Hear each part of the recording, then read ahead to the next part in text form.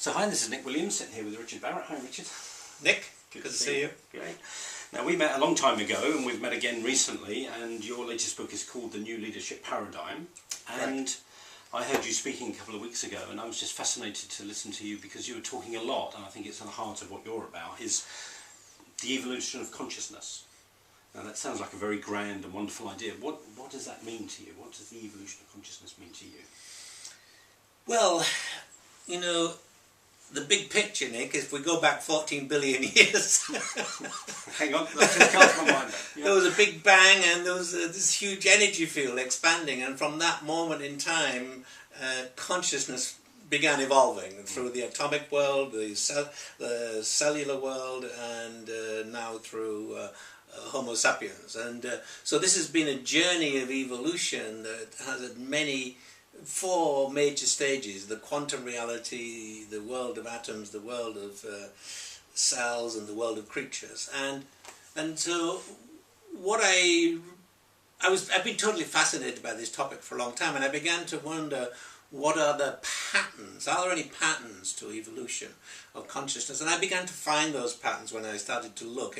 I dug deep into physics, biology, chemistry, and sociology, and I began to see there were patterns to evolution that could inform the human race about what's in store for us. And so I felt encouraged to talk about that in my book, The New Leadership Paradigm, because I think if you could build a leadership development system on a pattern of evolution of consciousness that's been going on for 14 billion years, it would probably be the best leadership development program you could possibly have. And so that's really what inspired me to write that book and think about leadership in terms of consciousness, the evolution of consciousness. So is that, I suppose my take would be, let me ask you, it would be your take, my take would be that the evolution of consciousness is from fear to love. Or do you see it as something more or different to that? Yes, you can use that terminology, and in fact, in the book I'm working on right now, it's called Love, Fear, and the Destiny of Nations. I want to actually show how that transition from fear to love. But actually, you know, if you go back to the origins of the human species, we were much more egalitarian and more in the love dimension. Not so much in a conscious way, but from the survival perspective. You know, the So hunter-gatherers. survival depended on cooperation. Yes, it depended on cooperation, very much like in a tribal system. And what's happened since then is that we've all learned how to differentiate and individuate, and now we're coming at the same thing again from an individuated perspective. So we're all viable, independent entities. Now we're learning how to bond together to form group structures, and those group structures are learning how to cooperate to create this higher order entity, which we're calling humanity. So it's looking at how do you serve the greater good, not just your own individual good as well, isn't it?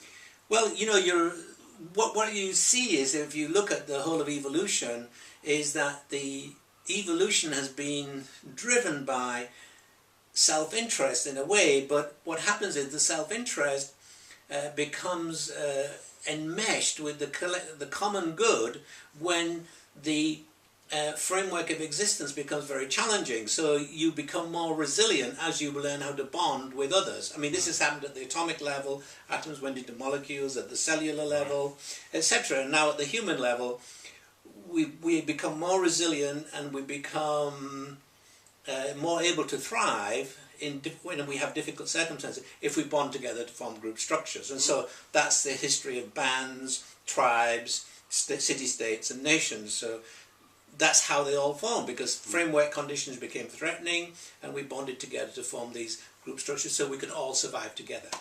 Right. And I represent what I call a group of inspired entrepreneurs, people to some extent like you run a small company, but you're doing something you feel passionate about and you feel like it's your calling.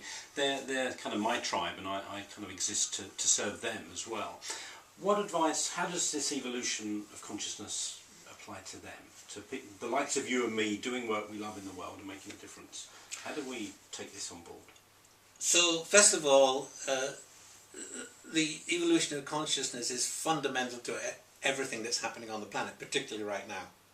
If you're in a small business, entrepreneur, or even a large business, there's a really important message that comes through from a study of the evolution of consciousness, and that is, we have to shift from I to we. We have to shift from what's in it for me to what's best for the common good. And finally, we have to shift from being the best in the world to the best for the world. Yeah, I love that expression of yours. It's beautiful. Well, actually, it's not mine. Very little is mine. We all hear this stuff, we borrow it.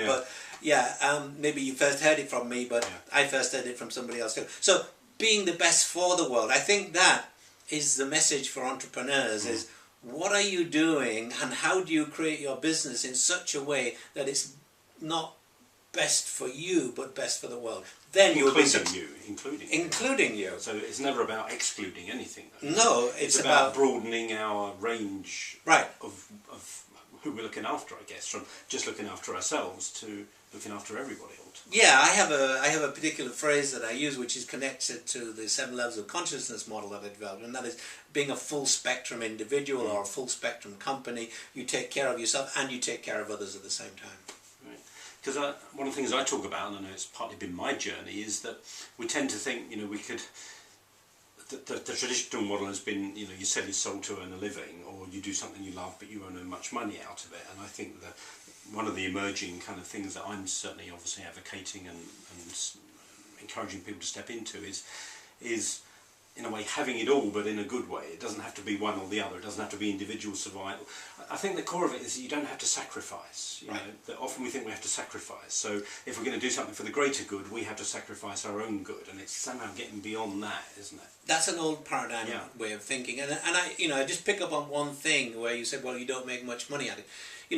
That's the prevailing belief. I'm not agreeing with it. But it is the prevailing belief. But you see, I think the issue really is money is there are 4 aspects: physical, emotional, mental, and spiritual to our well-being, and money just represents a physical aspect in a way. So I think it's important to recognize that whatever you're doing needs to contribute to your whole well-being and the well-being of your family, and that doesn't necessarily mean owning 6 houses and 3 yachts. It means, well, what is it that you need in order to feel a sense of well-being, and learning, what enough means in each of these different dimensions, so that you can lead a happy and successful life. You don't have to be rich to do that. Or it has its own riches that go beyond. It has its riches that go beyond that. Yeah, that's another way. So it's not about it's not about sackcloth and ashes, is it? It's about having a really high energy, wonderful life. Right. But kind of at the expense of your soul, not the expense of your soul. So I mean, what I say is, and I've covered this in my new book, The New Leadership Paradigm, that it's about getting the body mind, the ego mind, and the soul mind into alignment. The body has a mind because it totally knows how to function. It makes more decisions in a day than you consciously make. So getting the body mind, the ego mind, and the soul mind into alignment means that you'll have an amazing way of being in the world which aligns with everything else going on in the universe. And that's when you get successful. Brilliant.